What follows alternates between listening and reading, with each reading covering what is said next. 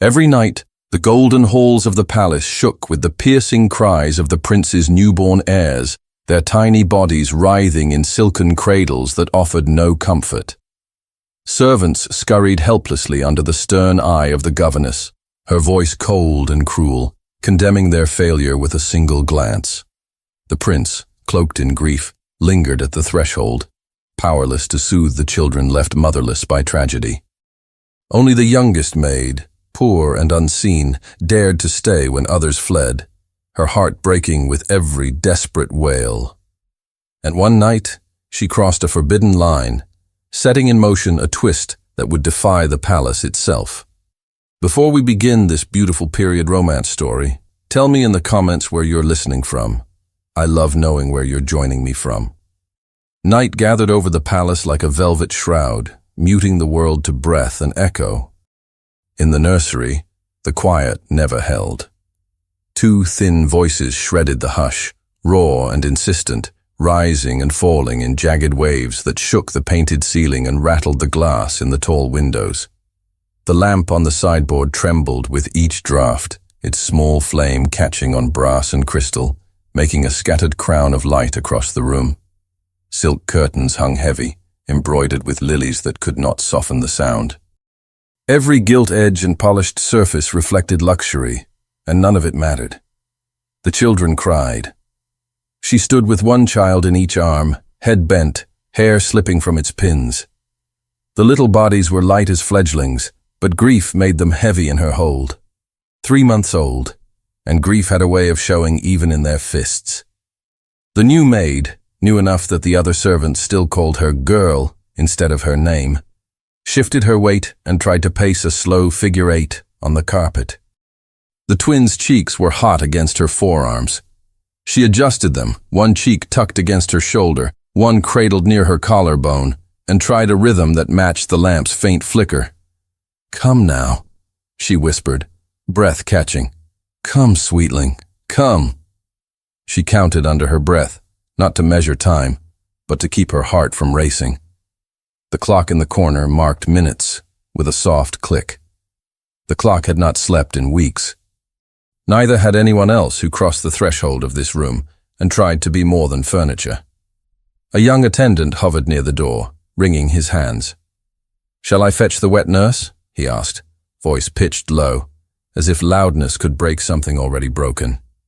"She has tried," the maid said, eyes never leaving the infant's damp lashes. She changed her hold. The one on her left hiccuped, which in other children might mean surrender. Not these. They seemed to startle at their own silence, then storm it again with wails. The attendant shifted. "The physician, then?" "The physician cannot make them a mother," she murmured, and the words seemed to hang heavy as the curtains, a truth no one wanted in the air. She swallowed them back. "Bring hot water," she added, more practical, "and warm the linen. That, at least." He left, shoes whispering across carpet to stone, the door closing without latch. The maid breathed and counted and moved. She tried the lullaby her own grandmother had used, a tune without a name that turned on itself like a circle of hands. The melody carved a small path through the noise, but the twins did not recognize it yet. They arched and cried against her. She looked at the cradles lined with lace, the tiny pillows with their hand-stitched cases, and felt the uselessness of ornament. She had been told to keep her distance, told that a maid's hands were for washing and folding and lighting lamps, not for holding royal airs against her heart. They had brought her to this room 3 nights ago with instructions and a warning. She had listened. She had nodded. And then the night had turned. And the children had cried with such force that the warnings felt like ceremony detached from breath. She had not asked permission to lift them. She had done it, and the world had not ended, except in the way it had ended already. The lamp guttered, flickered back. The maid crossed to the fireplace with both infants wrapped close and nudged a coal with the toe of her shoe, coaxing the heat to rise. She had watched another servant try to lay them down after a feeding. The moment their bodies met linen, they had cried so hard they frightened themselves. Now their cries rasped the air raw. She tried a shushing breath, long and steady, so they could match her. She let one hand trace a slow circle between tiny shoulder blades. She let her shoulders loosen. Children could feel tension, as if it were a draft. In the corridor, feet moved. Voices passed and faded. The palace at night was a living thing, quiet in the way the human body is quiet, 1,000 small sounds that mean life. The maid heard them all and felt very alone in the middle of them. "Shall I take one?"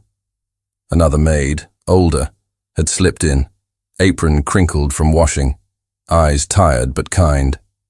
The new maid shook her head. If she divided them, one would wail harder, the other would follow, and the sound would double back on itself. "Warm linen, if you please," she said instead, softness and steel in equal parts, and the cloth for their brows. The older maid nodded and moved with the authority of someone who knew where everything was kept. The table by the window cleared of a silver rattle and a tiny comb. The warmed cloth came, and the new maid pressed it lightly to each child's temple, then to their hands, then to the bottoms of their feet. The shock of heat made them gasp, then cry with a different pitch. She listened, trying to map their need. The one on her left cried with a thinner sound, the one on her right with a rougher, chest-deep sob. She shifted again, bringing the thinner voice closer to her body. "Forgive me," she whispered, into a soft plume of hair. "Forgive the world." The words were a habit more than a petition. She did not believe the world knew how to answer. Footsteps approached in the corridor, the even, measured sound of a gentleman's boot. The older maid went still, then glanced toward the door as if it might be her fault the world had come to stand outside it. The new maid's stomach tightened. She kept moving. She was not supposed to be the first sight at the door, arms full of the heirs.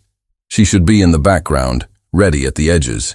She had seen him only from a distance, a figure of black and silver, a profile in a portrait that had been painted too quickly. When he had passed through rooms, people had stilled as if he were weather. The first time she heard him in the corridor outside the nursery, he had not come in.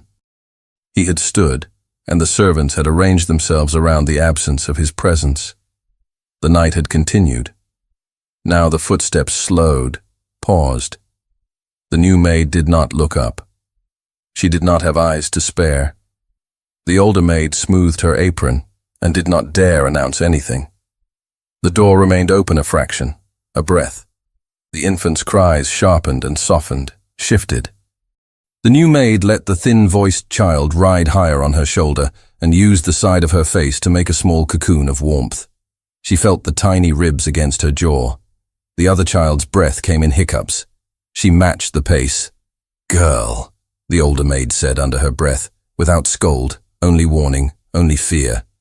"Mind yourself." "I am minding them," the new maid answered, just as low. The words were insubordinate only if you counted rules and not tears. She counted tears. The attendant returned with a basin, steam rising like a ghost. He set it down with care and avoided the open space, as if invisible lines had been drawn in chalk, and he dared not cross them. The steam warmed the air. The lamp steadied. The new maid eased toward the table, careful not to jostle small arms. She dipped the cloth again, wrung it, pressed it softly against a small forehead. The child gasped, and for one heartbeat, silence cut the air clean. It was thin and brave and went away. The crying started again, softer. In the corridor, the measured boots turned away. The new maid did not know whether to feel relief or abandonment. She did not name either feeling. She kept moving. Minutes passed in the way that minutes do when each one has its own weather. The new maid's arms ached, her back ached, her eyes stung, the children cried. A small sound at the window made her lift her head, the wind pressing its palm against the pane. For a moment the world outside the palace made itself known. The city's dull hush, the river a dark line, the hills beyond holding their own silence like bowls. Inside, the nursery kept to its own geography, the lamp a sun, the fireplace a low horizon, The cradles a pair of islands no one could land on. The older maid returned to the laundry, the attendant hovered, and the new maid walked and breathed and hummed until her own throat had gone dry. She glanced at the pitcher and thought of water and did not dare ask for it.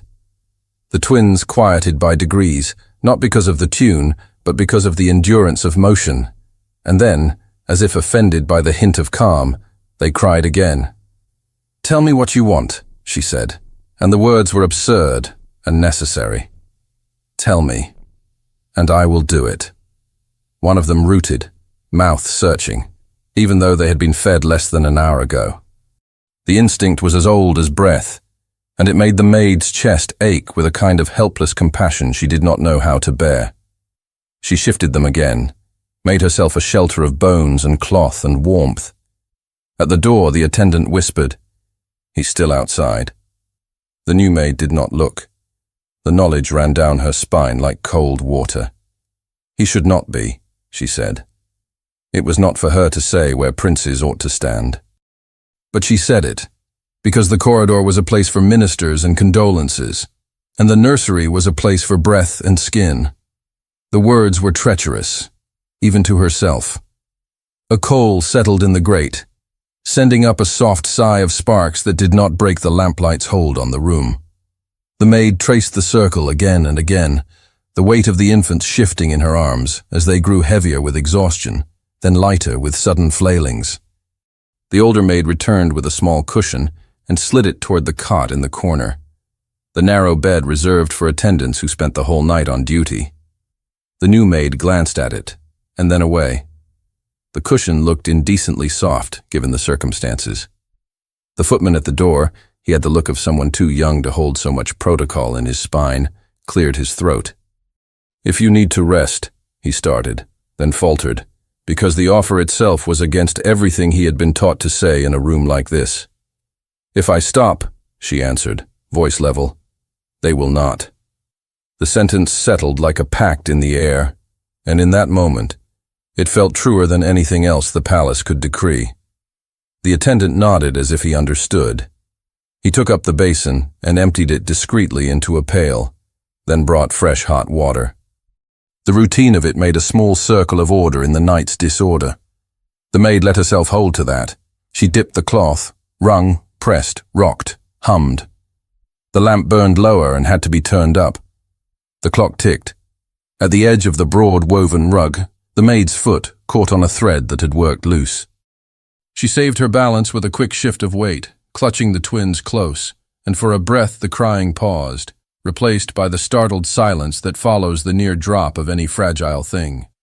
That silence was a revelation. It meant stillness lived somewhere inside the storm.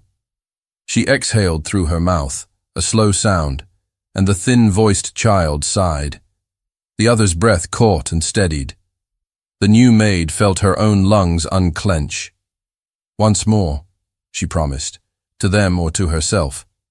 Once more. The corridor quieted, the footfalls diminishing. The prince's presence felt further away. It eased a pressure she did not name. It disappointed something too, and she did not name that either. She focused on the tiny breaths, on the heat of two small foreheads, on the damp curls against her skin. The nursery had narrowed to that. Time passed in a straight line, long as the hallway outside, measured by the clock and by the small voices that refused to be soothed all at once. The new maid watched the lamp flame and whispered the names of objects to the children as if naming could tame the world. Chair, light, cloth, hand. She did not say father. She did not say mother. She said room to remind them, perhaps, that they were held by something. She could feel the tremor of her own muscles like a drumbeat in her arms. She shifted to keep from numbing one hand completely. The attendant saw and nudged a stool closer with his foot, careful not to scrape it on the floor. She did not sit. The motion mattered. She moved, and their small bodies loosened, and the sound of their cries frayed at the edges. When the lamp flared once and quieted, she decided to try the cradles again. She drifted to the nearest, the carved wood smooth under her fingers, the little pillow daring any head to rest on it. She lowered the child with the thinner cry first, inch by inch, letting fabric accept weight before the body did. For a heartbeat, the infant allowed it, lashes fluttering like moth wings. The instant the small head touched linen, the cry ripped loose again, wider than before, and the other child answered as if called. The maid lifted them both back up, her own breath breaking. The cradles stood reproached, useless islands. The attendant flinched, then stood straighter. "We could—" He trailed off, searching for a solution that would not break rules in half. "We could ask if—" "We will not ask," she said. "We will do." Then, softer, because the edge had been for herself as much as for him. "Please mind the door." He took his position just inside, a guard against drafts and eyes alike. The corridor beyond had gone quieter. The footman there moved only to keep his blood from freezing in his veins. The new maid felt the shift and glanced up. The door was still ajar by a breath. She moved closer to the cot in the corner, not to rest, but to find a different sort of movement. She sat, finally, but only to let the motion change. A new rhythm, a new angle, a new chance. She kept the twins tight against her, their bodies forming a single warm line across her lap, their small faces turned toward one another as if they might recognize their own reflection in the other's cheeks. The cot dipped under her. It was a scandal to sit with them, but she had already committed her hands to scandal. The room made its small noises, a coal settling, a cloth sinking back into water, the clock counting the single steps of time, and over it all, the cries softened into wet, weary sounds that could be answered. The maid kept her body a cradle and listened. Each change in the cry had its own meaning. She learned it. She answered it. "Sleep," she told them, a command and a blessing. "Sleep now." As if in defiance, the thin-voiced child gave one last, high cry, and then folded into a sigh that was almost a sob. The other's breath hitched twice, then settled. The room did not recognize the sound at first, the sudden lack of demand. The air leaned in, waiting to be torn again. The lamp's flame steadied. The maid's breath came out in a soft, incredulous rush. She dared not move. The twins lay heavy and warm. The stubborn set of their mouths loosened into something soft and human. The space around them expanded to hold the quiet. The attendant blinked as if waking. He took one step toward the door and stopped, hand lifted. The corridor beyond held its own breath. The palace, held taut for so long, loosened by a hair. "Hold," the older maid whispered, appearing with a fresh cloth, then stopping short, eyes going wide as she took in the sight. "Hold," she said again, softer. She set the cloth down as if it was sacred. She backed away without turning, as if any sudden movement would shatter the thin glass of hush. The new maid did not dare move more than the next breath. She let her head rest against the wall for one moment and felt the strength of it against her skull. She felt the children's breath against her wrists like tide. She sat and counted heartbeats, hers and theirs, as if numbers could anchor a miracle. In the corridor, the measured tread returned, slower now, as if the walker was listening hard. The attendant stepped to the threshold and paused, head turned slightly, waiting for a cue that could not be given in words. The new maid looked down at the twins and felt a warmth spread through her chest that was not pride, not relief, something more dangerous than both. The footsteps stopped outside the door. The new maid's mouth went dry. She did not lift her head. She did not have to. The air announced his presence in the way all rooms do when power enters them, temperature shifting by a degree, light finding new angles to catch. The attendant glanced back at her. She nodded once. She tightened her hold for the smallest of seconds, then loosened, for calm had to be honest. The door moved without a sound. A line of cooler corridor air slipped into the room and met the lamplight halfway. The attendant stood aside. The new maid did not stand. She could not without waking the world. Boot leather creaked the smallest fraction against wood. He came in far enough to be part of the lamp's circle. The new maid kept her eyes on the small, relaxed faces on her lap. The twins' breath went in and out, in and out. The room listened. The clock counted. He took another step, slow, measured, the sound almost nothing.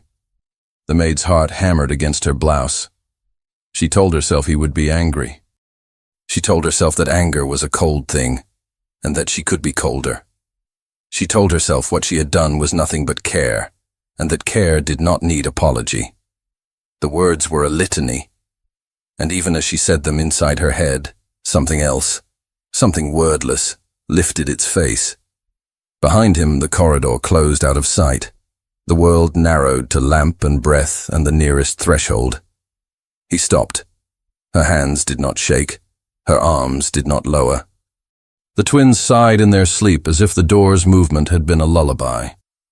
The maid was not sure whether to be grateful or afraid. The quiet pressed against her eardrums until it felt like a weight. He did not speak. When he breathed, it was a soft sound, barely more than the exhale of the lamp. She knew, without turning her head, that he was closer than the brass bowl, closer than the fire, close enough that if she lifted her eyes, she would find a face that had been carved by loss and duty into something no one could read unless they were standing where she was. She stared instead at the smooth curve of a small ear. She watched a tiny hand flex, then relax.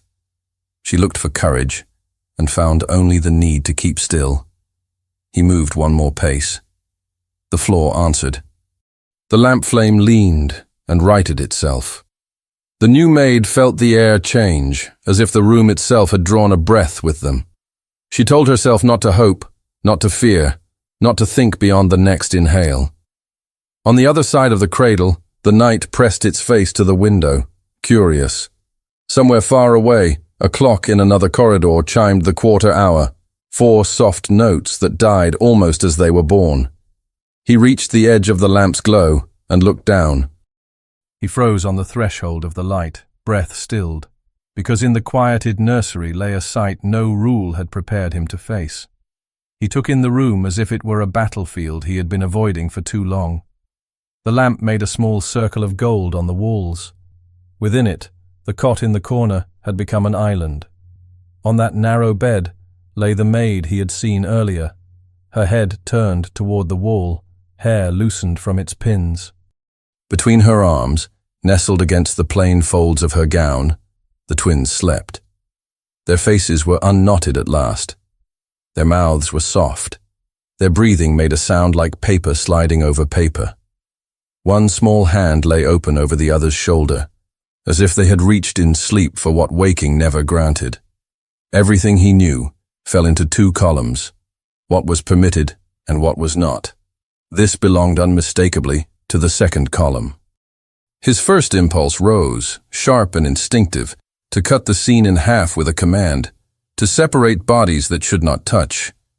Every lesson drilled into him about the invisible lines of rank, the ways those lines protect what words cannot, pulled him toward the word no. But the room smelled of lamp oil and warmed linen and something tender he had not breathed in months, the quiet of children at rest. He felt the word hesitate in his throat and hold there, suddenly heavy. He took 1 step closer. The boards did not complain. He did not take the second step for several heartbeats, as if his body were testing what the first had changed. He had not yet heard their silence, not like this. He had heard them exhausted into quiet, brief, and brittle. He had heard them gulp air between sobs. He had heard the lull of a feeding and the shudder of waking cries. This was different. Their breaths rose and fell together. The sound remade the air of the nursery, making it habitable. His hands curled at his sides, then smoothed the front of his coat, as if he could press his outrage back into place with good tailoring. He thought of the rules. He thought of the pictures people hold in their minds when they think of a household like this one. Order, distance, serenity purchased by obedience. The rules kept those pictures from smearing. Yet the rules did not change the shape of the small faces before him. He could not see the maid's eyes. He saw the curve of her cheek and the line of her throat, the way sleep had softened the strain he had seen earlier. She had wrapped her arms in a half-circle around the twins without enclosing them, a shape that suggested permission rather than possession. It was a servant's body making a shelter none of the room's expensive objects could provide. His breath sharpened. He knew the cost of tenderness when it crossed lines. He knew the way a reputation could take a stain from a single unsanctioned gesture, the way a household could falter from a single rumor fed with confidence. This was the sort of scene that grew teeth in retelling. He could already hear the cadence of reproach, the sentences that would be spoken just outside his hearing. Impropriety, presumption, unbecoming. He set his jaw. "Wake," he said softly, almost a breath, almost not a word. He did not want to wake the infants. He wanted the person whose choices had made this moment to know he had witnessed it. Her lashes fluttered before her eyes opened. The change was small and complete. In an instant she was awake enough to remember where she was and what lay across her body. Her arms tightened without moving. She did not startle, did not jerk. She turned her head just enough to see him, and he saw the recognition enter her gaze like a shadow moving across water. Color rose and receded from her face in a single tide. "Your Highness," she said. The words were air, placed precisely where they would do the least damage. Her voice had the rasp of someone who had rocked and sung for hours. She did not attempt to stand. One look at the twins' slack mouths told them both why. He kept his voice low. "Explain to me," he said. And even in those 3 words there was a fissure. The part of him that wanted obedience and the part that wanted comprehension had never liked each other. She swallowed. "They would not settle," she answered. "Nothing." She stopped, and he could hear her listening to her own tongue, selecting what could be said in a room where everything could be misheard. "I tried to put them down. Their bodies would not accept the linen."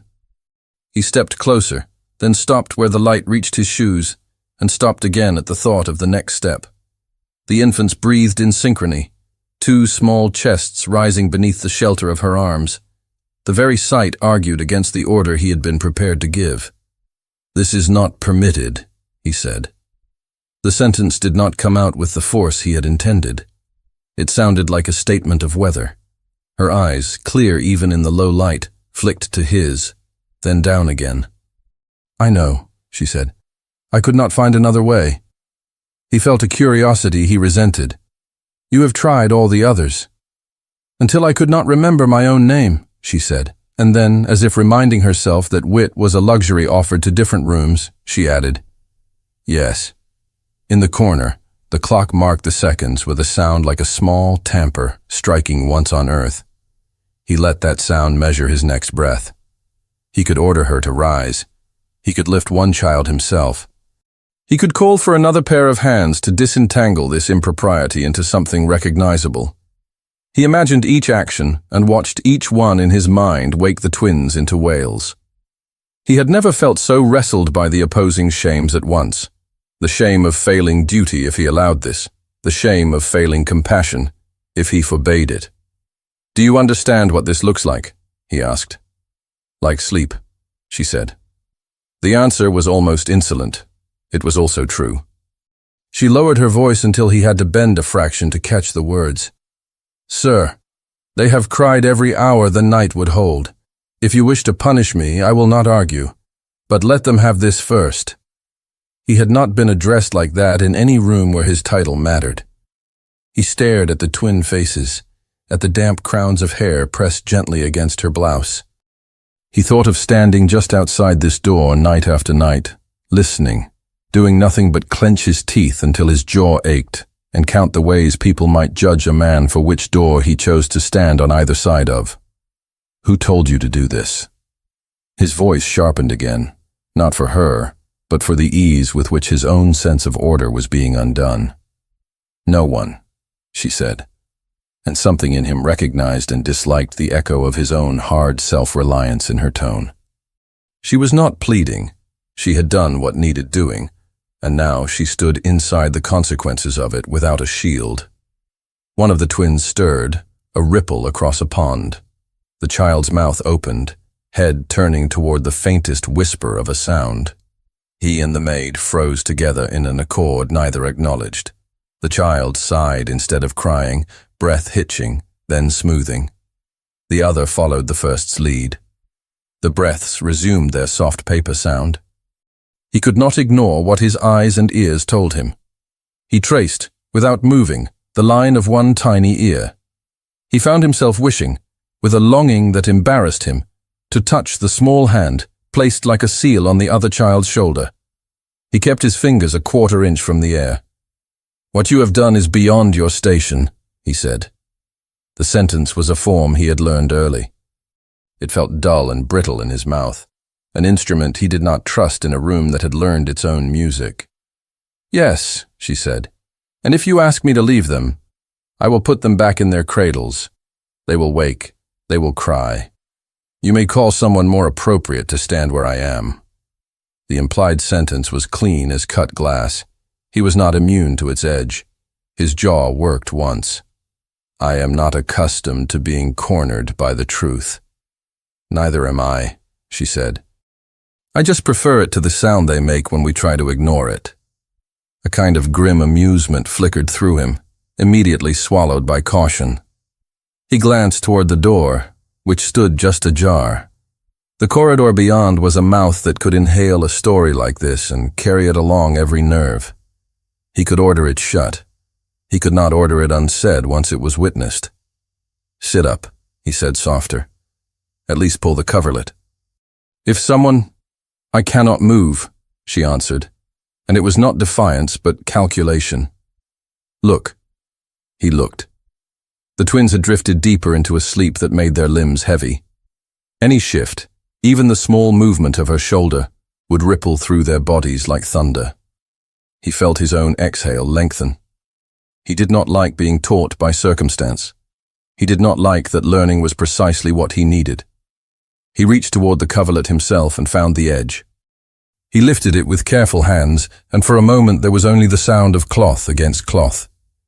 He spread it across to the infants' backs, his fingers a breath from her wrist. He felt the heat from her skin as if it were a second lamp. She did not flinch. He did not hurry. When the light blanket rested over them, the small bodies nestled deeper.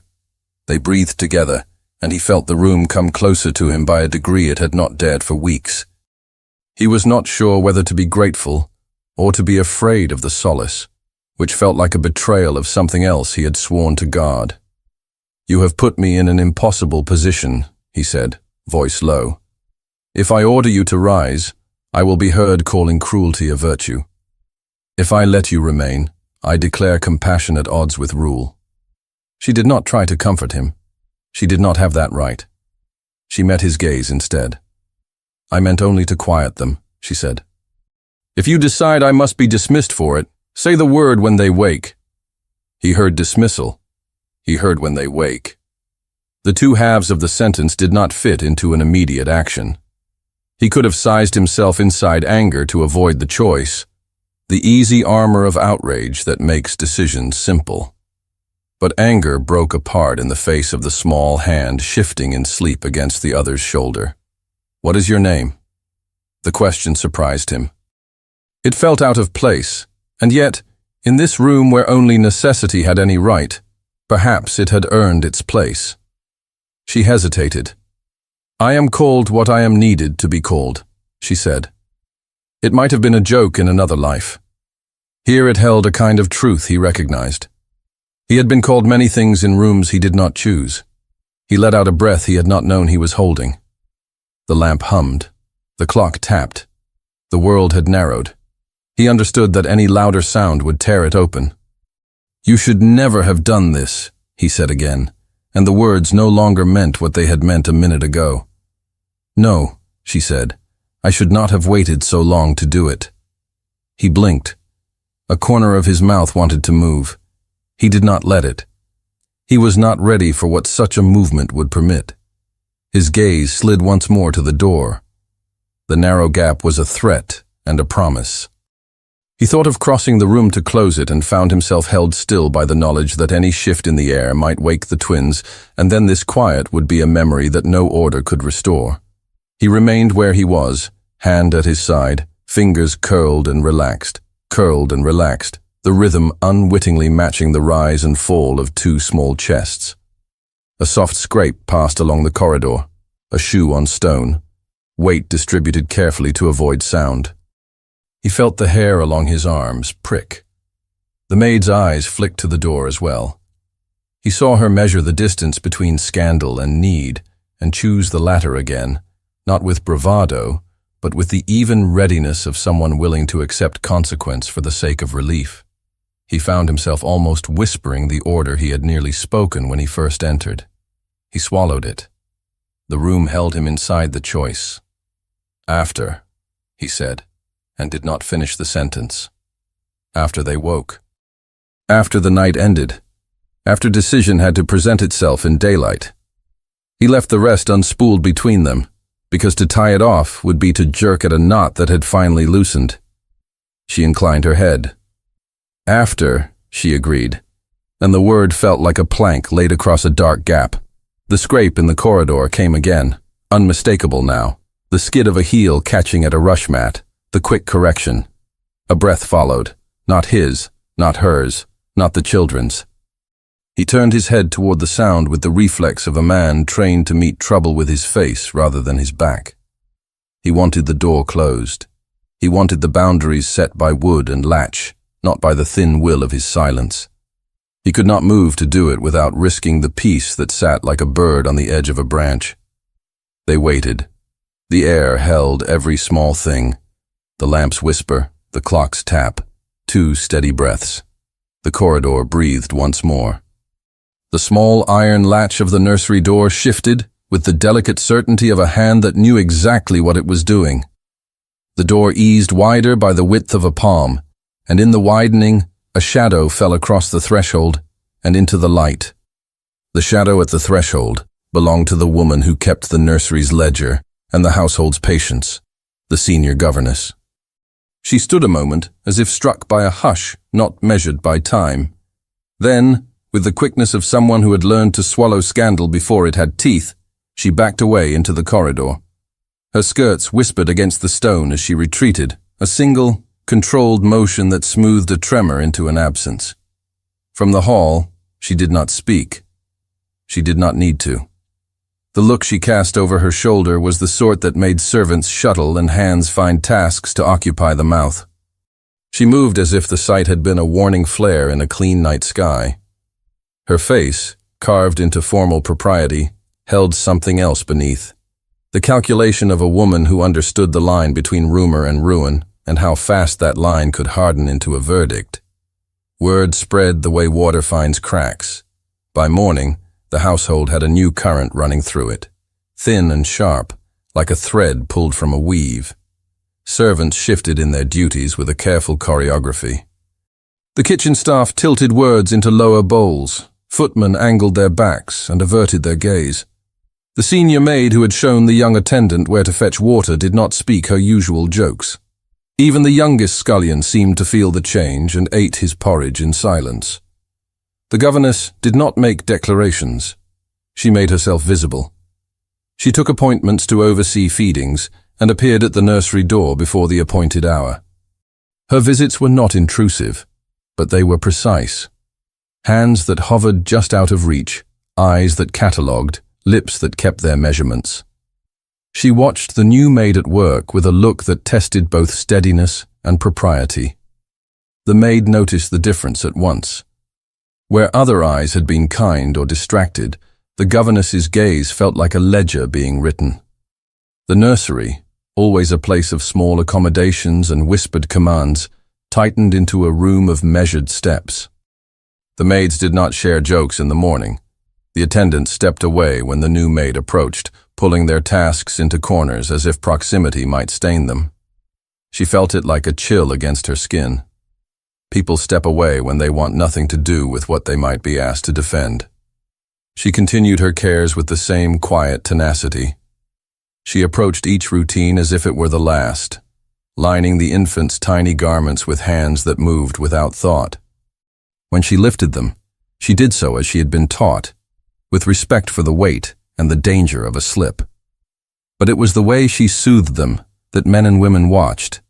Her fingers mapped out a rhythm that the children trusted. When they hiccuped, she hummed the same low tune and rocked in a pattern learned from a family no one in this palace knew about. There was something ancestral in the cadence. It seemed to fit the contours of their bodies like a hidden pulley. The governess protested with the soft severity of a woman who cared less for seasons of life than for the steadiness of a household. She suggested nursing schedules be altered, bedding changed, physicians consulted.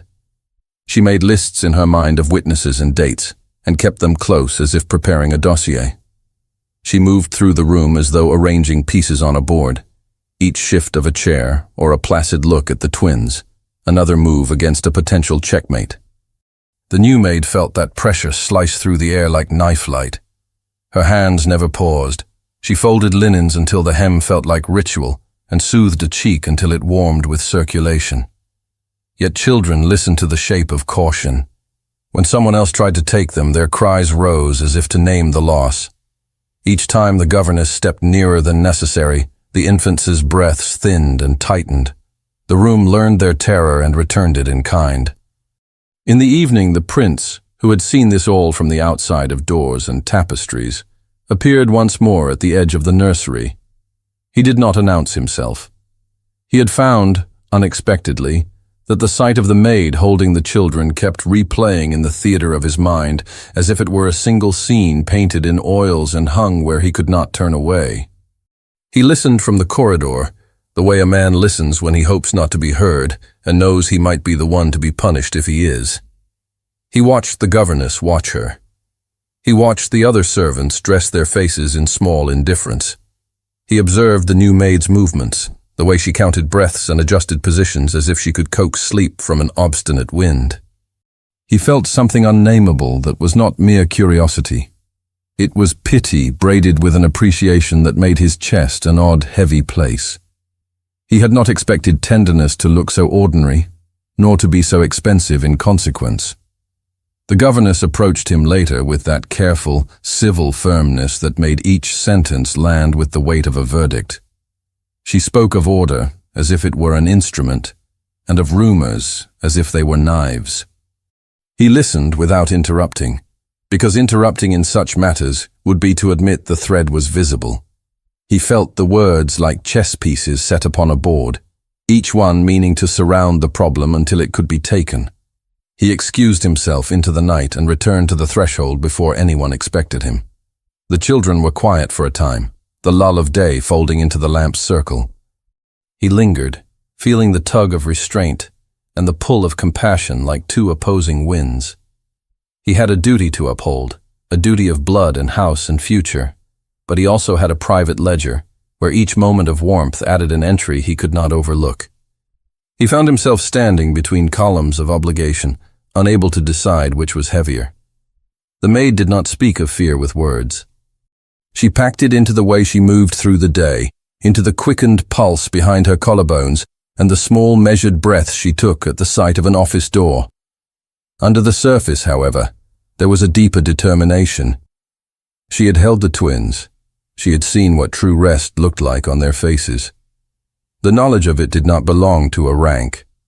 It belonged to whoever would take the risk of being seen as less correct to make the children calm. She kept her head down as she worked. She answered questions with the economy of someone accustomed to being judged by actions rather than explanation. When the governess approached with lists and polite accusations, she offered only steady, factual replies. Her tone was not defiant. It was plain. "They settled when I held them," she said. And the words were both a report and a truth whose claim could not be softened by politeness. The governess made notes. Her hand moved on paper in a manner that suggested a mind composing a narrative. She left without making a scene, but one did not have to take the knife to wound when the air alone could bruise. The presence of that ledger was a threat in itself. It made the new maid feel counted. Night fell with the same quiet brutality as always. The palace darkened in stages, candles burned lower in salons, oil lamps were smothered, and servants took their evenings with conversations ceased. In the nursery, the lamp made private worlds under its shade. The maid readied for another vigil. She adjusted the tiny garments as if the act of folding them might keep time from shifting. The infant's cries rose again as darkness took its full shape. The sound of them was a thing that could cleave rooms in two, before this lasted and after. No medicant, no nurse's trick had found their mother's tones. They cried for what they had known and for what had been called away by grief, and they cried because bodies, even royal ones, are small and hungry for more than milk. The new maid breathed and took them both against a rhythm she had discovered in another life. She tried the warm cloth. She tried motion, the slow circle that matched the sway of rocking chairs. She hummed the same low, unnamed tune that had soothed their sleep not long before. Her feet made no sound on the rug. She moved as a woman who had measured her steps to keep a household's peace. The prince lingered outside the door, listening. He was not certain he should be there, not by law, nor by etiquette. But he had learned that some laws were thin when they met the fact of small bodies in pain. He had not come to witness impropriety. He had come to find out whether the sight of the maid with the children was a fluke or proof.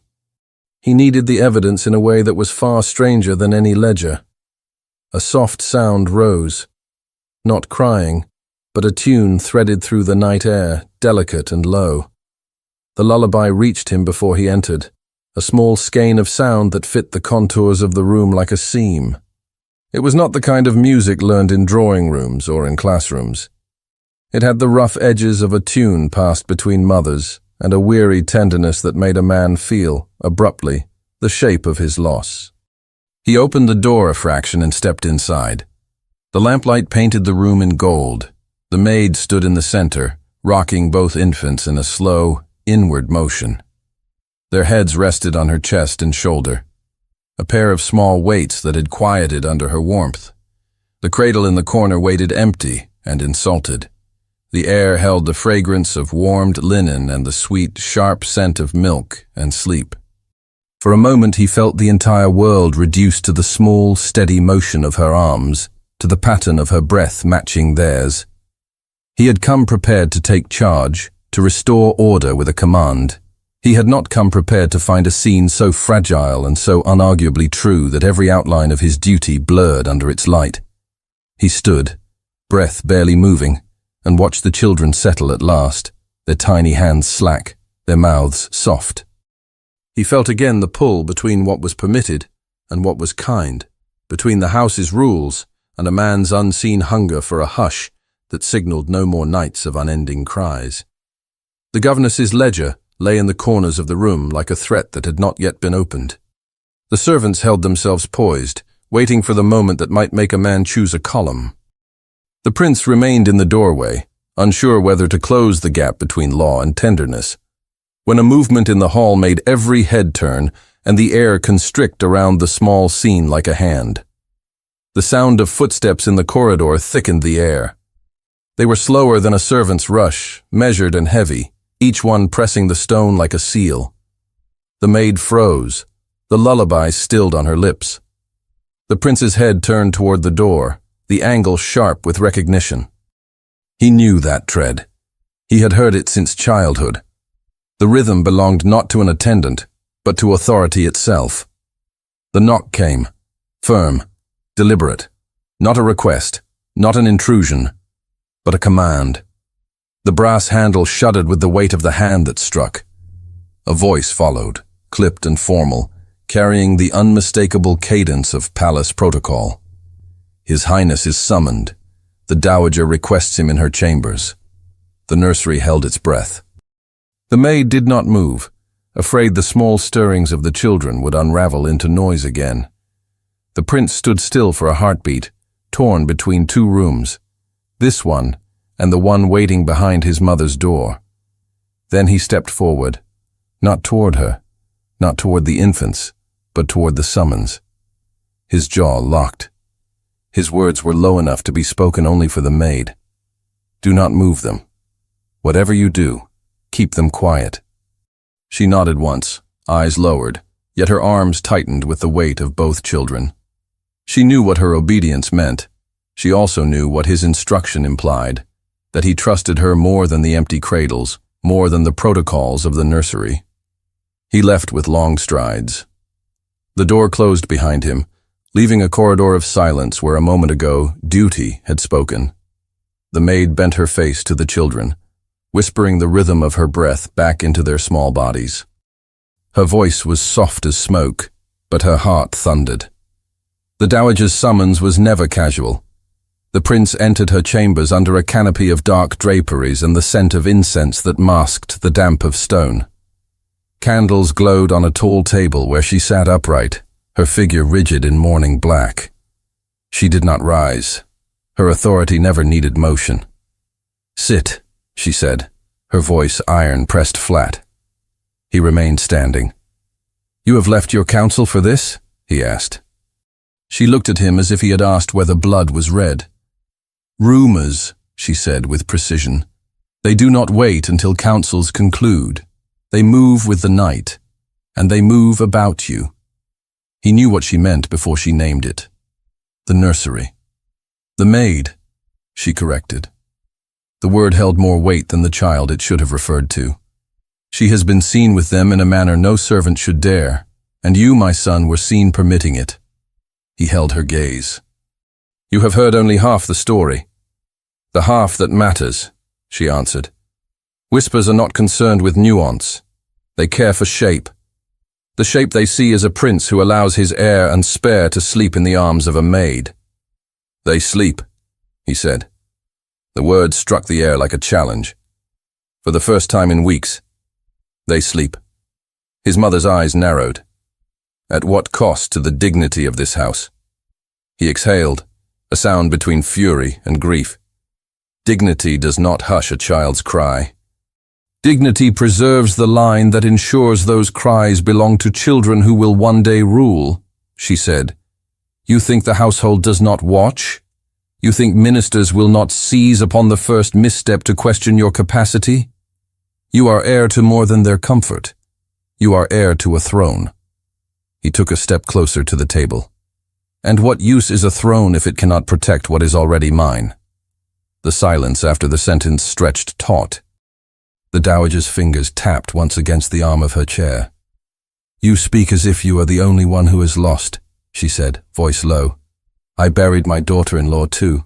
I buried the chance of seeing her steady this house with the grace you lack. His face tightened. You buried her with my heart. The words escaped before he measured them, and once spoken, they rang with a truth he could not retract. For a moment, grief lay naked between them, a wound that looked the same in mother and son.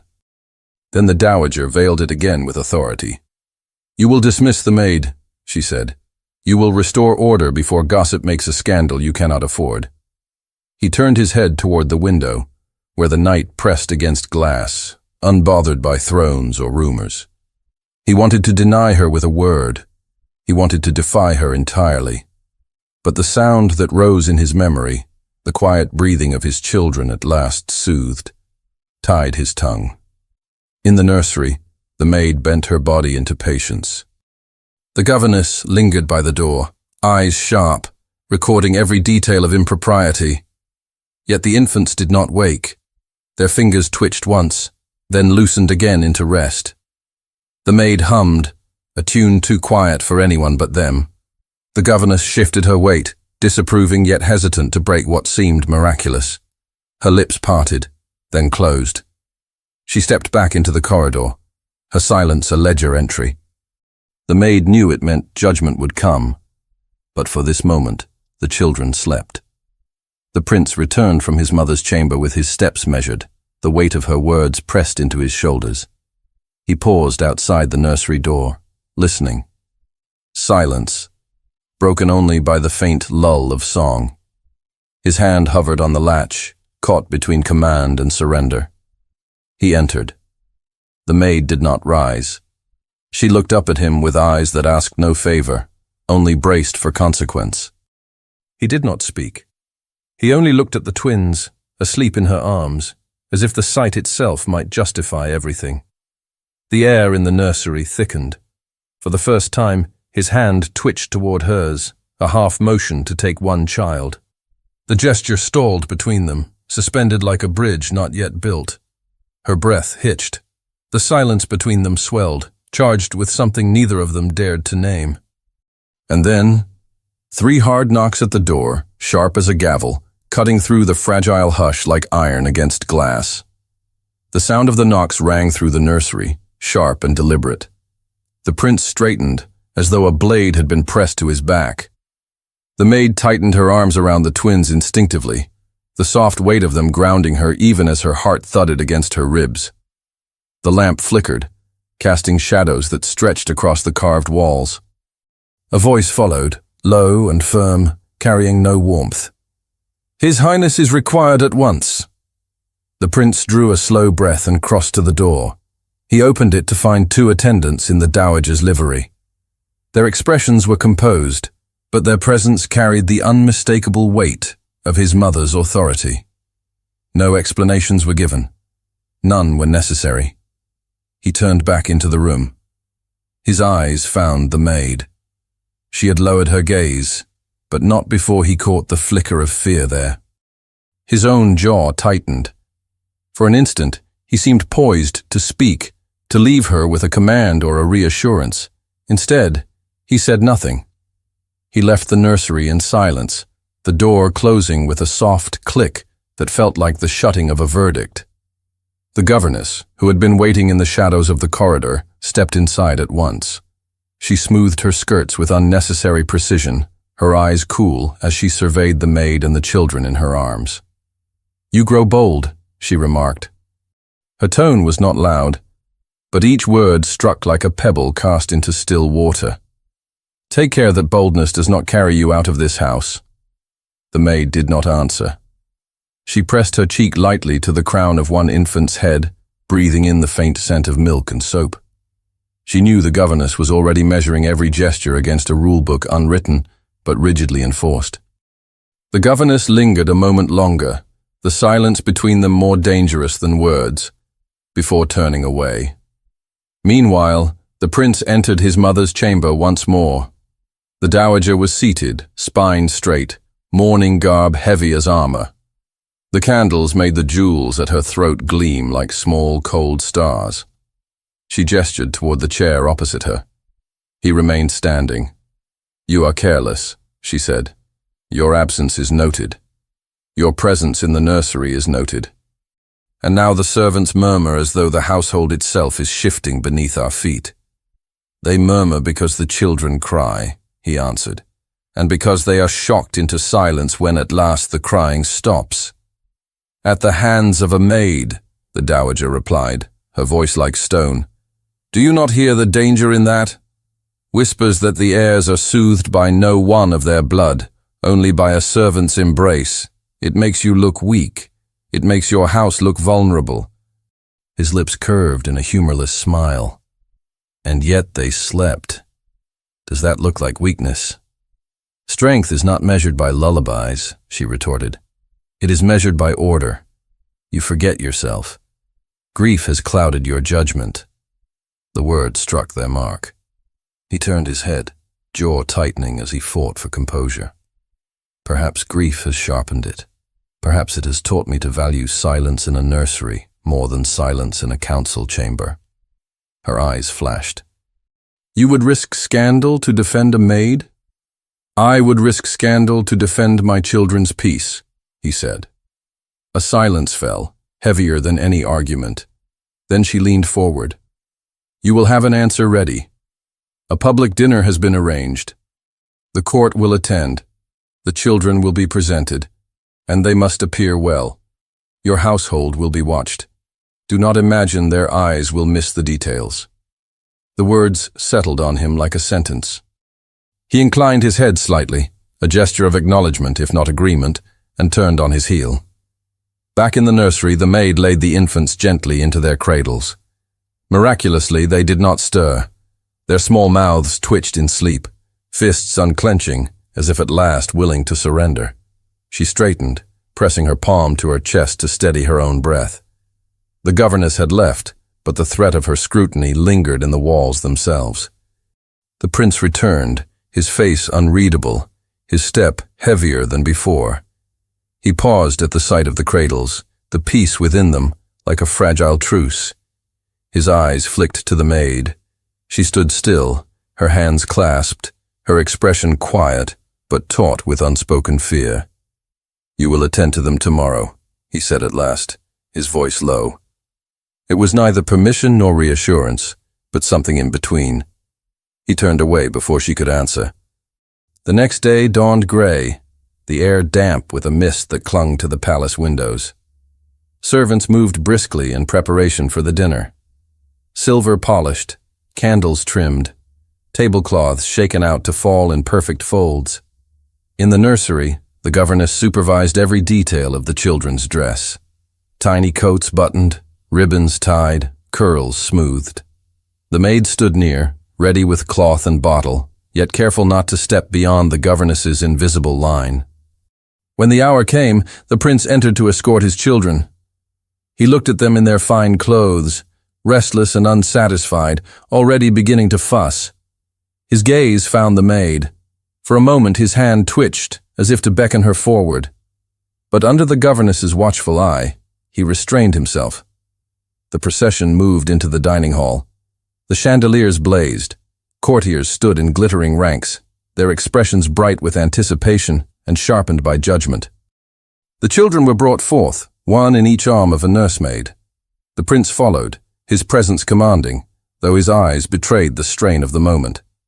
At first, the twins whimpered, faces screwed with discomfort. A ripple of unease moved through the gathering. Then, as if recalling some unseen comfort, they quieted just enough to be tolerable. Courtiers exchanged glances, murmurs rising like wind in a field.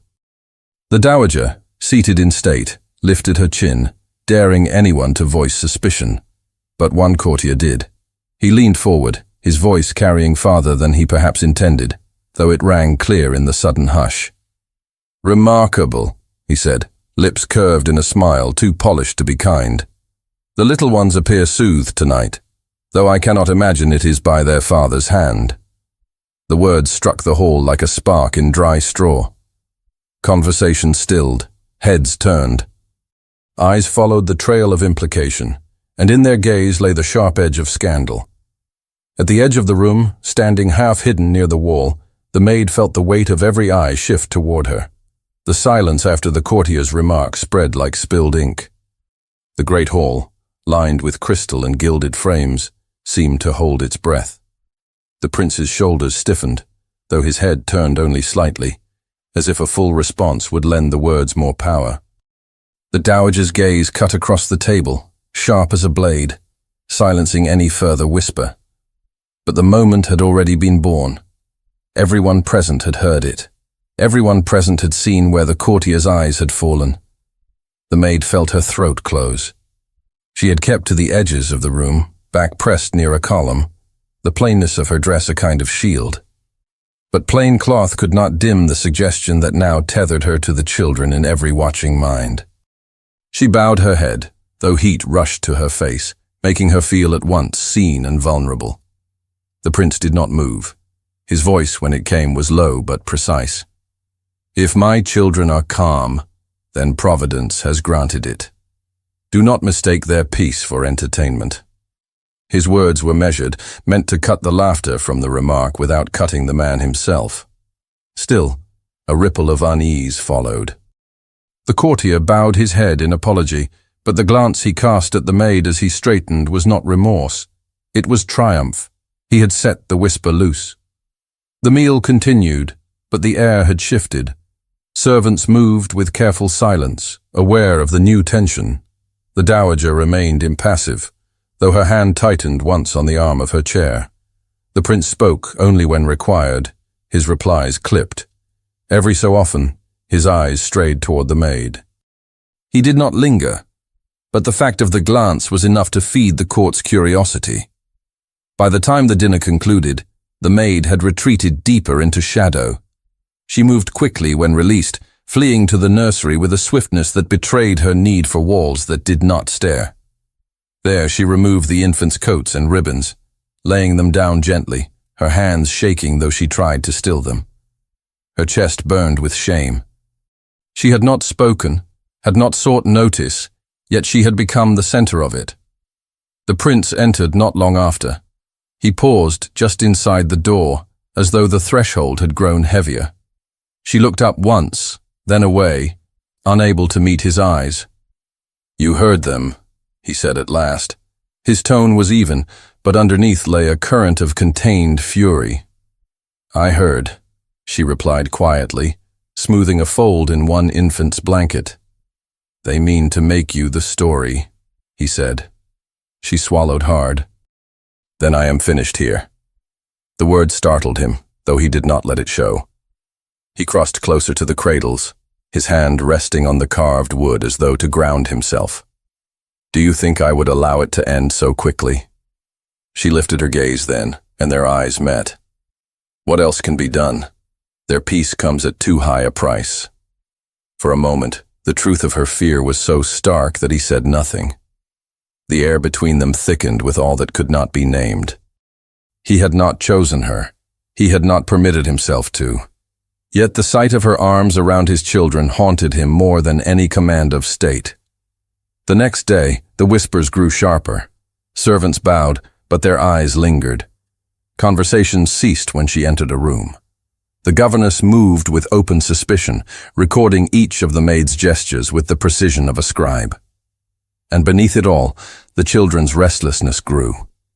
They cried when others held them, cried until their throats rasped, until the nursemaids shifted uneasily and glanced toward the governess for guidance. That evening, the maid found herself alone with the twins again. She gathered them, rocking them close, singing the low tune that had become her only defense against despair. Her arms ached, but she did not stop. She whispered their names, one after the other, as if speaking them into calm. Slowly, slowly, their cries softened, their breathing steadied. The prince appeared in the doorway, his figure half in shadow. He did not speak, but he watched. His face, carved with restraint, betrayed the smallest crack, the look of a man who wanted to step forward but could not. When at last the children slept, he exhaled and turned away.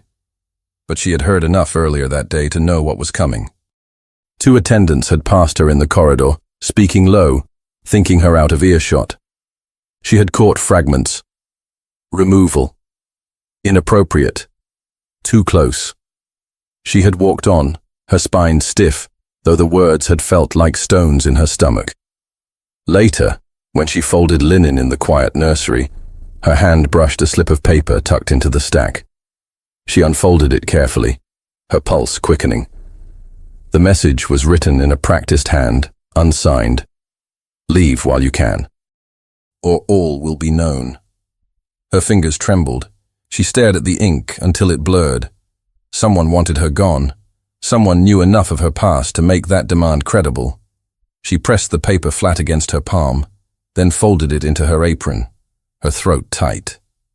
At that moment, one of the infants stirred, letting out a small, distressed cry. She lifted him quickly, pressing him to her chest, her breath unsteady. She whispered against his hair, though the words were more for herself than for him. "I cannot lose you too." The door creaked softly. She turned her head to see the prince entering, his eyes searching her face. She froze, the paper burning like fire against her apron. "You are pale," he said, his voice low, unreadable. "I am tired," she answered, forcing steadiness into her tone. He studied her, as if he might read the truth in her silence. His hand brushed the cradle, then withdrew. For a long moment he seemed about to speak, about to name what had passed between them since that first night. Instead, he only said, "Keep them close tonight." She nodded. He left without another word. Only when the door shut did she let out the breath she had been holding. Her fingers clutched at the folded paper, hidden in her apron pocket, knowing it was not only her secret, but her undoing. The nursery fell silent again, except for the faint rustle of the curtains. The twins slept, their small bodies warm against hers. She sat motionless, the letter in her pocket, fear heavy in her chest, knowing that someone in this house wanted her gone. And in the stillness, She understood with piercing clarity that she could not keep both her secret and her place. A sudden knock on the nursery door shattered the fragile calm, making her rise with the child still in her arms. The knock echoed through the nursery like a gavel. The maid clutched the child tighter, his small cheek pressed against her collarbone, his breathing uneven from being startled awake. Her other hand hovered near the cradle, torn between soothing the infant in her arms and shielding the one still sleeping. The knock came again, sharper this time, followed by the scrape of a latch. The prince entered, closing the door behind him. His cloak was damp with the night air, his hair slightly disordered from haste. His eyes went first to the twins, then to her. He saw her standing rigid, her breath short, her gaze lowered but strained. Something in her posture made him pause. "They sent me word of raised voices," he said. "What has happened?" She shook her head quickly. "Nothing. Only the children startled." He studied her. Her voice was too tight, her hands trembling as they cradled the infant. He stepped closer, lowering his tone. "Do not lie to me. You are pale." "What has been said?" Her lips parted, but she hesitated. The letter in her pocket felt heavier than the child in her arms. She could not tell him all of it, what it threatened, what it risked. Her secret was not only her own. To reveal it now would be to shatter what little place she had carved here. But the silence pressed against her throat like a hand. At last she whispered, "They want me gone." His jaw tightened. "Who?" "I do not know." "It is enough that they wish it," she said, her eyes fixed on the child's small hand curled into her gown. "And enough that they will have it." He took another step closer. The lamplight caught the angles of his face, the dark shadows beneath his eyes. "You believe you can simply leave, and all will be well?" She forced herself to meet his gaze. "Do you believe I can stay?" The air between them thickened. For a long moment, neither spoke. The child in her arms shifted, sighing softly, and the fragile sound made both of them soften for a heartbeat before the tension returned. His voice, when it came, was quieter. "Tell me why you endure this." Her throat worked. She looked down at the infant. "Because I have known children who cried until they never cried again. Because I could not save them. And I will not watch that happen here." The confession hung between them, raw and incomplete. He knew she had given him only part of the truth, but it was enough to strike at something inside him. His voice lost its edge. "You speak as if the whole weight of their survival rests in your hands." She looked back at him, eyes burning. "Does it not?" He had no answer. His silence admitted more than words could. For a moment, the room was only the sound of the child's breath and the clock's slow marking of time. Then, as if compelled by something stronger than caution, he reached out and brushed the back of his hand lightly against the child's head. His fingers hovered near hers, close enough that she could feel the warmth of his skin. She stilled, her breath catching, though she did not pull away. "You should not be the one to bear this burden," he said. "Then take it from me," she murmured. The words startled him. His hand withdrew as though burned. His face tightened with conflict, the kind that left no easy path. He looked at her, at the quiet determination etched into her features, and felt both admiration and fear. Before he could reply, a knock rattled the door again. This time it was not measured, but decisive. The governess's voice followed, cold and formal. "His Highness will hear the Dowager's decision. The new governess has been appointed." The maid froze. The infant in her arms whimpered, sensing her change of breath. Her eyes darted to the prince, wide with dread. He did not speak. He only stood rigid, his face a mask of fury carefully contained, as the words settled in the nursery like a noose tightening around her throat. The handle turned, the door beginning to open. The door opened with the finality of judgment. The governess entered, flanked by 2 attendants bearing folded garments and a ledger. Her steps were slow, deliberate, as though each one declared possession of the nursery. She curtsied to the prince, but her gaze was already fixed on the maid. "The dowager has appointed me to full charge of the heirs," she announced. "By her order, the maid is to be relieved of duty. At once." The maid tightened her hold on the infant in her arms. For a moment she could not move, could not breathe. Her body swayed gently, rocking without thought, even as her throat burned with the knowledge that this was her dismissal. The child stirred but did not cry. His small head burrowed deeper against her. The other infant shifted in the cradle, sensing unrest in the air. The prince's jaw clenched, his eyes cut to the governess. "I was not consulted." "The dowager requires no consultation," she replied smoothly. "Her decision is for the good of the house. The rumors cannot continue. The maid will be escorted to gather her things." The maid's lips parted, but no sound came. She lowered her eyes quickly, hiding the tears that pressed hot against her lashes. She adjusted the child one last time, pressing a kiss so light to his hair that it might have been mistaken for a breath. Then, with deliberate care, she placed him in the cradle. His hands clenched, his mouth quivered, and his body stiffened with the beginnings of a cry. The prince stepped forward, but the governess raised a hand as though directing a performance. "The children must learn discipline. They will sleep without coddling. Better for them now than later." The maid's hands lingered above the cradle. Her lips trembled, though she forced them still. She bowed her head, curtsied to the prince, and whispered, "Forgive me." His breath caught, but he did not answer. He watched her retreat to the corner, where her small bundle of belongings lay already prepared, as though some part of her had known this moment was inevitable. She lifted it with shaking fingers, the weight far lighter than what pressed against her chest. The governess turned to the attendants. "See her out." The maid moved through the doorway as if walking into a void. Behind her, the first child cried in earnest, his voice cutting through the chamber. The second followed, their twin cries rising with desperate force. The governess stiffened, motioned for the nursemaids to take over, and ordered the door shut.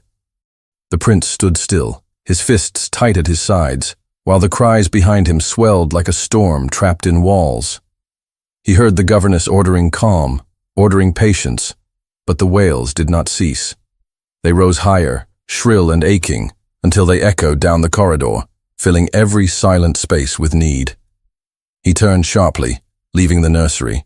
His steps carried him through the hallways, each cry following as if tethered to his chest. He entered the council chamber, where his ministers sat waiting. Papers rustled, voices hushed, and the conversation pressed forward. Alliances, treaties, the expectation of his remarriage.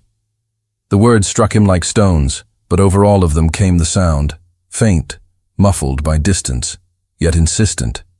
His children, crying still. He tried to listen. He tried to answer. He sat rigid in the high-backed chair, but his mind remained fixed on the nursery. A minister spoke of foreign proposals, another of strengthening ties. He nodded once, twice, but then the sound carried again, not imagination, but truth, the cries bleeding into the chamber through the ancient stone. The men shifted uneasily, pretending not to hear. The prince's hands curled against the arms of his chair. His lips pressed into a thin line. The words at the table became meaningless. Syllables drowned beneath the echo of what he could no longer ignore. At last he rose, cutting across a minister's sentence. His chair scraped the stone. The council is adjourned. The chamber stilled. Protests stirred on the lips of his advisers, but none dared speak them. He strode from the room, cloak sweeping behind him, his face set with a resolve that admitted no interruption. The corridors fell silent as he passed, except for the sound that grew louder with each step, the wailing of two infants left inconsolable. He reached the nursery. The door stood open. The governess bent over the cradles, her voice sharp with instruction. Nursemaids hovered helplessly, rocking, patting, trying every approved method, but the children thrashed, their cries hoarse with refusal. The prince stood in the doorway, taking in the chaos. His jaw hardened, his breath sharp. His eyes scanned the room once, searching for the figure who should have been there, the one who could have quieted them with a single touch. But she was gone. His chest constricted with fury, grief, and something far more dangerous, the sudden, piercing certainty of loss. He crossed the threshold in 3 long strides. The governess turned, startled, but before she could speak, he lifted a hand, silencing her. The twins cried harder, their bodies stiff with desperation. He stood by the cradle, looking down at them, his face caught between helplessness and decision. His hand hovered above the small fists, trembling with the force of what he knew and what he had tried to deny. He whispered once, not to the children, not to the governess, but to himself. Enough! And then, with a motion sharp and unyielding, he turned from the cradle and strode out of the nursery. His steps were swift, purposeful, carrying him through the halls with the sound of the infant's cries chasing after him. Louder, louder, until they filled the air like an anthem. He did not stop until he reached the lower corridors where the air was colder and the stones smelled faintly of damp. At the far end, he saw her, the maid, her bundle clutched to her chest, her face pale, her body turned toward the servants' entrance. He called her name, and the word broke like thunder in the silence. She froze where she stood. She froze in the shadowed corridor, her bundle clutched to her chest. The stone beneath her feet was cold, the kind of cold that seeped through shoes and into bone. The servants' entrance stood only a few paces away, its iron latch catching the faint glimmer of torchlight. Freedom, or exile, was a single step beyond it. His voice had stopped her. He stood at the far end of the hall, the air behind him still carrying the distant wail of the infants. The echoes twisted through the stones, pulling them both back toward the nursery, even as they faced each other in this darker passage. "Do not go," he said, his voice rough with command, but layered beneath with something he could not disguise. She turned slowly, her arms tightening around the bundle as if it might shield her. Her eyes met his only for an instant before lowering. "It is already decided," she whispered. "Your mother has seen to that. The governess has taken her place. I have none left." He strode forward, each step echoing sharply. When he stopped before her, he was close enough that the faint scent of damp stone mingled with the warmth of his presence. He looked at her bundle, then at her face, searching it. "If you go, they will not quiet," he said. "You know it as well as I do." Her lips trembled. "That is precisely why I must. Their peace cannot depend upon me. It will destroy us both." He drew in a breath, as though steadying himself against the words he meant to speak. "You think I fear ruin? I fear the sound I just heard, the cries that split the air like knives. I sat in council while they echoed through walls, while men spoke of treaties as if their voices were louder than my own children. And all the while I knew who they needed." Her eyes flickered, caught between disbelief and something more fragile. "You will shame yourself to defend me." "I will shame myself if I let them suffer for the sake of appearances," he said. His voice softened, though its force did not. "And I will shame myself if I let you walk out of these doors as if you were nothing to them, or to me." The corridor seemed to tighten around them. The torches hissed in their brackets, the sound like breath drawn between clenched teeth. She lowered her bundle slowly, her fingers trembling against the cloth. "You speak as if I matter beyond my station." He leaned closer, his face taut with restraint. "Do you believe I have not seen? From the first moment I found them asleep against you, I have not been able to forget it. You gave them what I could not. You gave me what I thought was lost with her." The words broke something in her. Her eyes filled, though she blinked them clear. She could not move, could not answer, for fear her voice would betray too much. Instead, she whispered the truth she had withheld. "I lost children once. They died before I could comfort them. That is why I could not leave yours to cry. I could not watch history repeat itself." The confession hung heavy between them. He felt it sink into him like stone into water. For the first time he understood the depth of her quiet persistence, the wound beneath her strength. He reached for her bundle and lowered it gently to the floor, his hand brushing hers with a deliberate care that carried more meaning than any word. "You should have told me," he said. She shook her head, voice breaking. "It is not a story I wish the palace to know."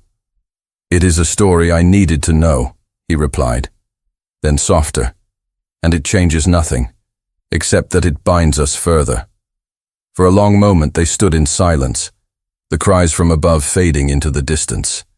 In that hush, the world narrowed to the breath they shared, to the fragile space that neither of them crossed, though both longed to.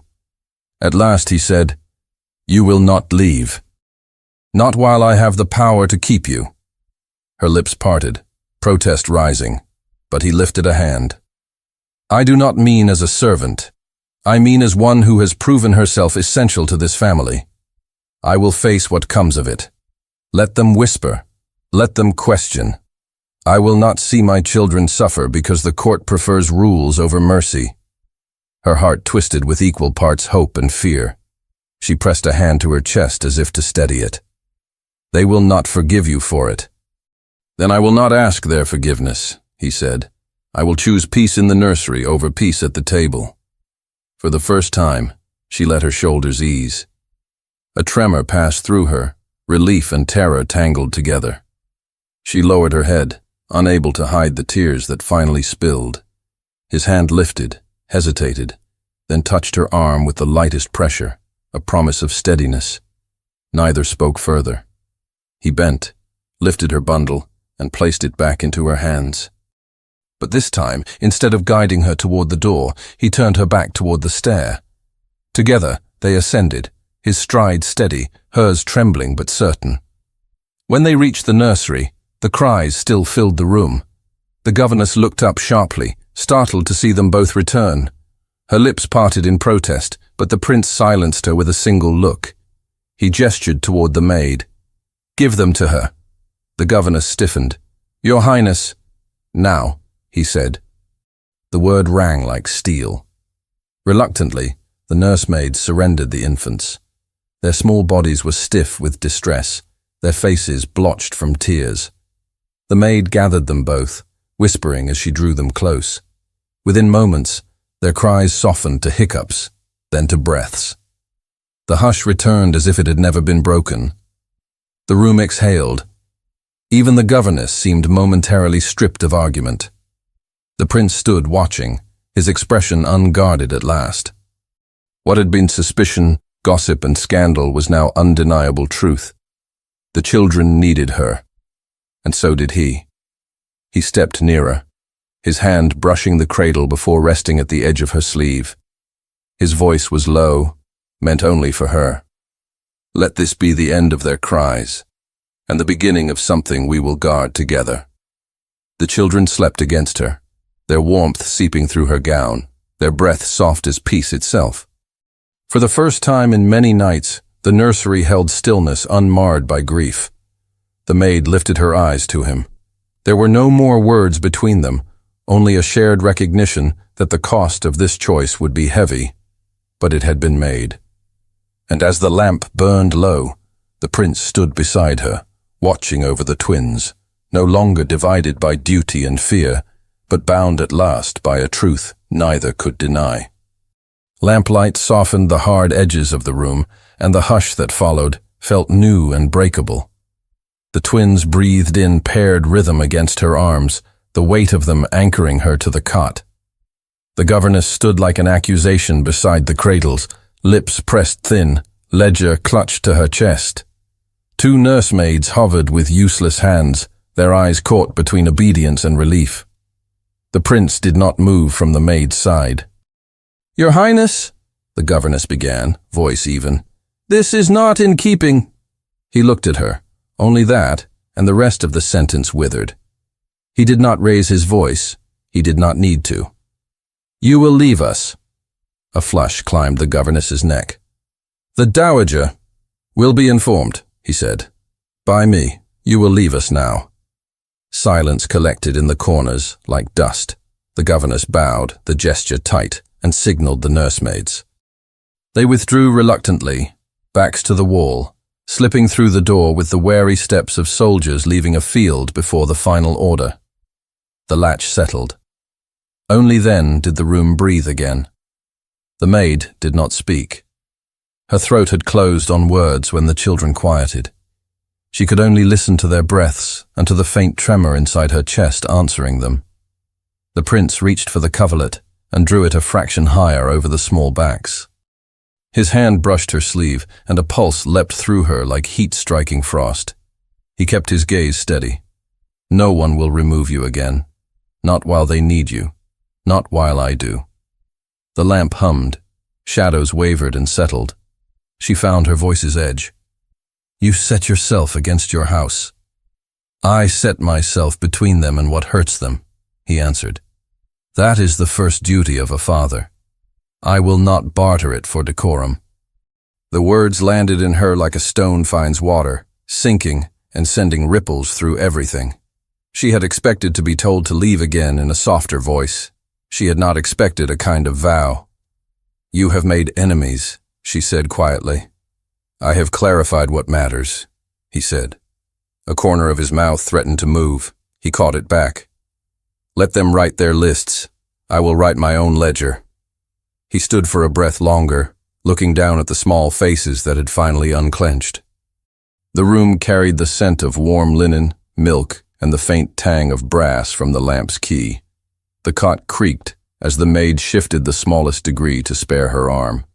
He noticed, and the wordless part of him reached for a solution. Rest a moment, he said under his breath. I'll take one. She hesitated, terror pricking at the quiet. If they wake, then we will begin again, he said, and he held out his arms. The gesture was careful, not a command, but an offering. She studied his hands, the way his fingers softened, ready to cradle rather than control. She measured his breath, slow and even. Then, with the minute choreography of someone diffusing powder, she transferred the child whose breath was steadier. For a heartbeat, the infant stirred, one fist uncurling like a pale leaf. The prince settled him against his chest, his own shoulders easing. A murmur, low and steady, rose from his throat without plan or pride. It was not a song. It was simply breath, shaped into reassurance. The maid watched, surprised into stillness. The sight reached her with a sweetness that hurt. His face, so often set like stone, softened along the brow, along the hard line of the jaw. He bent his head enough to bring his cheek near the soft down of the child's hair. The small form calmed, as if recognizing a map it had been meant to carry. You see, he said, not looking up, voice roughened by tenderness. There is more than one way to be necessary. She let the truth rest in the space between them. There is also more than one way to be brave. He did not answer, not with words. His hand, supporting the small back, trembled once and steadied. The lamp's flame burned a shade higher, and the shadows crept back from their faces. Long moments passed, measured by the clock's patient tick, by the infant's weight against his chest, by the pulse settling under the maid's skin. A faint sound came from the corridor. Steps, a rustle of skirts, a breath held and let out. The latch trembled, as if tested by a hand that remembered authority. The prince lifted his head, the motion quiet but unambiguous. We are not to be disturbed. The steps retreated. The room held. He glanced toward the maid's bundle near the door, the folded life that had nearly left the palace. He moved closer, not to speak about it, not yet, but to stand where she sat, to make a single piece of shelter with his body and the wall. She eased the second child higher and felt the knot of fear under her sternum loosen by a notch. You told me a piece of your past, he said after a time, the words careful. I cannot return what was taken from you, but I can refuse to add to it. You refuse much tonight, she said. It could have been a rebuke. It sounded instead like a benediction. His eyes met hers then, and something passed between them that belonged to neither rank nor role. It was recognition of grief of stubbornness, of the particular courage that persists without audience. It left them both more exposed and less alone. "If you wish to send me away when they sleep," she added, though the thought scraped her throat raw, "I will go without argument. But I will not go while they sound like that." "I will not ask you to go at dawn or at dusk," he said. The quiet around his words was not emptiness. It was promise. "You will remain." He did not elaborate, and she did not demand terms. The nursery had no appetite for contracts, only for acts. The one he had offered already was enough to change the air. The infant in his arms stirred, eyelids fluttering, mouth opening with a small sound. He swayed, once, twice, and the sound dissolved back into breath. She couldn't help it. She smiled. A quick, unbelieving curve. He saw it as if the room had brightened. "It suits you," he said. "What does?" "Peace," he replied, and looked back at the child so she could pretend not to hear what else he had meant. Dawn laid a thin seam of pale light along the edge of the curtains. The lamp dipped and steadied. The night's hardness began to slough away. In the hush, a bell far off marked the hour softly, as if afraid to wake anyone. Footsteps approached again, slower, respectful, stopping short of the door. A voice, one of the attendants, spoke barely above a breath. "Your Highness, the household asks for instruction." He did not turn. "Tell them, the maid remains with the heirs. The governess is relieved of charge. Any protest will be brought to me." A pause, disbelief swallowed into obedience. "Yes, Your Highness." "And," he added, softer but unarguable, "no more talk." The footfalls withdrew. The maid's breath wavered. "They will not like it." "Perhaps the house has been ruled long enough by what it likes," he said. "Let it be ruled for a time by what is needed." The words were not thunder. They did not shake walls or carry down stairwells. Yet the room felt altered by them, rehung on surer nails. At last, when the children's sleep was heavy and untroubled, he lowered the one in his arms to the cradle. He did it with the same care she had used, inch by inch, letting wood accept weight before the body did. The child did not wake. He stood, as if astonished by his own success, and reached to help her rise. "No," she murmured, looking down. "I am content to be still." "So am I," he said. They stood like that, one seated, one standing, joined by the shared watch. The lamp's wick needed tending. He turned it down a fraction and set the shade to throw gentler light. Their shadows touched the ceiling and, overlapping, made a single shape. He cleared his throat, the formality of habit before a risk. "The court will demand an explanation." "Then give them one," she said. "A true one." His mouth lifted, barely. "I intend to." He looked at the cradles, then back. "But I will not begin on their terms." "How will you begin?" "By remaining here," he said. "With you." The answer was simple. It felt radical. She nodded once, more breath than motion. Her eyes prickled. She looked at his hand, at the callus where a pen had long rubbed his finger, at the faint scar by the thumb she had not noticed before. Then she lifted her own hand, not quite touching, and stopped, a finger's breadth away. The space between skin and skin felt charged with a tenderness that tightened her throat. "You may," he said, the permission shaped not by rank, but by trust. She laid her hand on his. Warmth climbed her arm. He did not clasp, only placed his other hand above lightly, making of their fingers a small bridge over the edge of the cot. The gesture did not claim. It affirmed. They remained so until the light along the curtains widened and the nursery shifted to day. Soft steps returned. The older maid, the attendant who had brought water on that first night, both pausing in the doorway at the sight within. Their faces changed, not with shock, but with something like relief. The older maid bowed her head and withdrew without a word. He exhaled, as if permission had been granted from quarters that mattered more than state. "What will you tell your mother?" she asked. "The truth," he said, "that her grandchildren sleep." He paused. "And that I now choose what keeps them sleeping."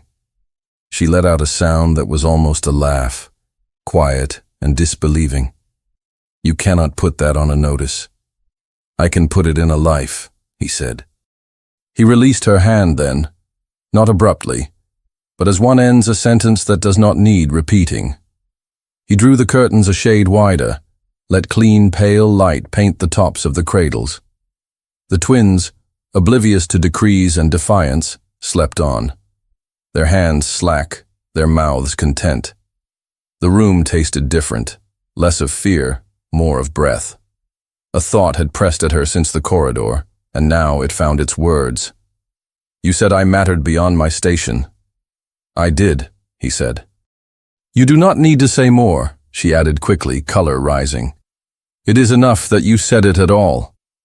He stepped closer, the distance a choice rather than a constraint.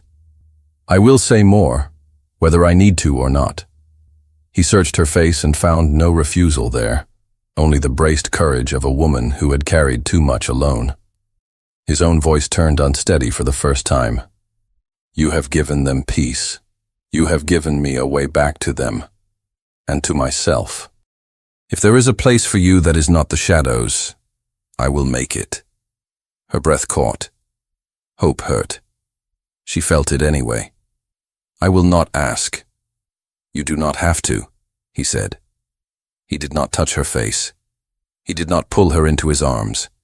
He allowed the restraint to carry the meaning. It deepened what they had already chosen.